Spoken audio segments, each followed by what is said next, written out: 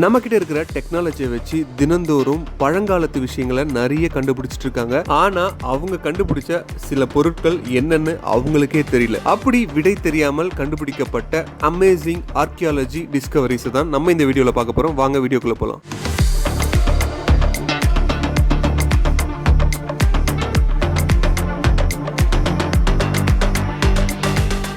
Giant humans. சராசரியா மனிதர்கள் 5 அடி 5.5 அடி, ஆனா 13 அடி மனிதர்கள் உண்மையிலே இருந்திருக்காங்களா உலகத்துல அப்படின்றது ஆச்சரியமான விஷயம் தான். ஆனா சைனாவில் ஒரு இடத்துல இந்த எலும்பு கூடு கிடைச்சதும் அந்த ஆச்சரியம் இன்னும் பல மடங்கு அதிகமா இருக்கு. இந்த எலும்பு கூடோட மனிதரோட உயரம் கண்டிப்பா 13 அடி இருக்குன்னு சொல்லியிருக்காங்க. அது மட்டும் இல்ல, அந்த மனிதர்களோட கால் தடமும் கிடைச்சிருக்கு. 20 அடிக்கு மேல அந்த கால் தடம் இருந்திருக்கு. இதை பார்த்து ஷாக் ஆன விஞ்ஞானிகள் உண்மையிலே இவ்வளவு பெரிய மனிதர்கள் வாழ்ந்தாங்களான்ற ஒரு ஷாக்கிங்கும் வந்திருக்கு. எகிப்துல மனிதர்களோட எலும்பு கூட தவிர்த்து சில மனிதர்கள் யூஸ் பண்ண பெரிய கோடாலி எல்லாம் கிடைச்சிருக்குங்க. இந்த கோடாலியை நார்மலா இருக்கிற மனிதர்கள் தூக்கவே முடியாது. இது தூக்கணும்னா கண்டிப்பா அவங்களுடைய உயரம் 15 அடினாச்சு இருக்கணும் அப்படின்ற ஒரு விஷயத்தையும் சொல்லியிருக்காங்க. இந்த உயரமான மனிதர்களோட எலும்பு கூடு யாரோடது, எங்க இருந்து வரப்பட்டது அப்படின்றது எந்த விஷயமும் தெரியாது. அடுத்து நம்ம பார்க்க போறது ஏலியன். மெக்சிகோல ஒரு மலைப்பகுதியில் இந்த கல்வெட்டு கிடைச்சிருக்குங்க. இந்த கல்வெட்டுகள் எல்லாமே 10,000 BC காலத்தை சேர்ந்ததான். இந்த கல்வெட்டுகள்ல ஏகப்பட்ட மர்மமான ஓவியங்கள் இருக்கு. இது எல்லாமே ஏலியன்ஸ் மாதிரி தான் இருக்குன்றத விஞ்ஞானிகள் ஆணித்தனமா நம்புறாங்க. இந்த கல்வெட்டுகள்ல முக்கியமான ஒரு விஷயம் என்னன்னா, மனிதர்களுக்கும் ஏலியன்ஸ்க்கும் ஒரு நட்புறவு இருந்திருக்கு. அது மட்டும் இல்ல, மனிதர்கள்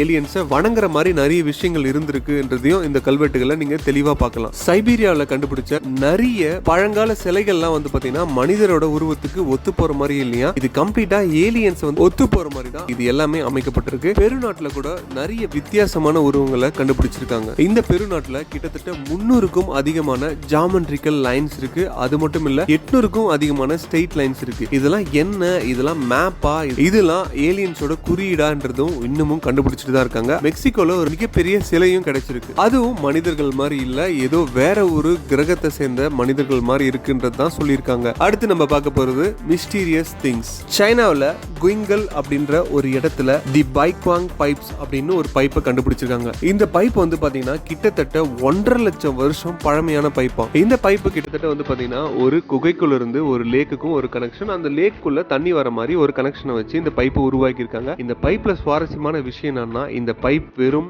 8% தான் இரும்பு இருக்கான். மிச்சம் 92% உலோகம். என்ன உலோகம்னு கண்டுபிடிக்க முடியாத அளவுக்கு இருந்திருக்கு இந்த பைப். இதே மாதிரி ஒரு விஷயம் இந்தியாவிலும் இருக்குங்க. ஆமாங்க, குஜராத்ல இந்த மாதிரி ஒரு கிளாஸ் மெட்டீரியல்ல இந்த மாதிரி ஒரு குரங்கு பொம்மை செய்யணும்னா இப்ப இருக்கிற டெக்னாலஜியால கூட முடியாது. ஆனா 2000 வருஷத்துக்கு முன்னாடி எப்படி என்ன டூல்ஸ் வச்சு இதை செஞ்சாங்க அப்படின்ற ஒரு பெரிய யோசனை இருக்கு. ஸ்பார்க் பிளக்னு உங்களுக்கு எல்லாருக்குமே தெரிஞ்சிருக்கும். இது காரு, ஜெனரேட்டர் இதெல்லாம் ஸ்டார்ட் பண்றதுக்கு யூஸ் பண்ற ஒரு எலக்ட்ரானிக் எக்யூப்மெண்ட். இந்த ஸ்பார்க் பிளக் 1920ல தான் முதல் முறையா சாம்பியன் அப்படின்ற ஒரு கம்பெனி கண்டுபிடிச்சிருக்காங்க. ஆனா 1500 வருஷத்துக்கு முன்னாடி ஒரு ஸ்பார்க் பிளக் இருந்திருக்குன்னா உங்களால நம்ப முடியுமா? கடிகாரம் மாதிரி சில விஷயங்கள், 20,000 வருஷம் பழமையான மோட்டார் கிடைச்சிருக்கு. காப்பர்ல நிறைய பலகைகள் கிடைச்சிருக்கு. அந்த பலகைகள் என்ன சொல்ல வருது, கேலக்சியான உருவங்கள் பதிக்கப்பட்டிருக்கு அந்த பலகைகள்ல. அது மட்டும் இல்ல, இந்த மோட்டார் இதெல்லாம் யோசிச்சு பாருங்களேன். 20,000 வருஷத்துக்கு முன்னாடி மோட்டார் இருந்திருக்கா? இந்த எக்யூப்மெண்ட்லாம் அப்பவே இருந்திருக்கா? அப்பெல்லாம் யூஸ் பண்ணிருக்காங்களா? அதுக்கப்புறம் ஏன் இந்த டெக்னாலஜி அவங்க தொடர்ந்து ஃபாலோ பண்ணல? எதனால அழிச்சிட்டாங்க அப்படின்ற கேள்விகள் நிறைய நம்ம மனசுல ஓடிட்டு தான் இருக்கு. அடுத்து நம்ம பார்க்க போறது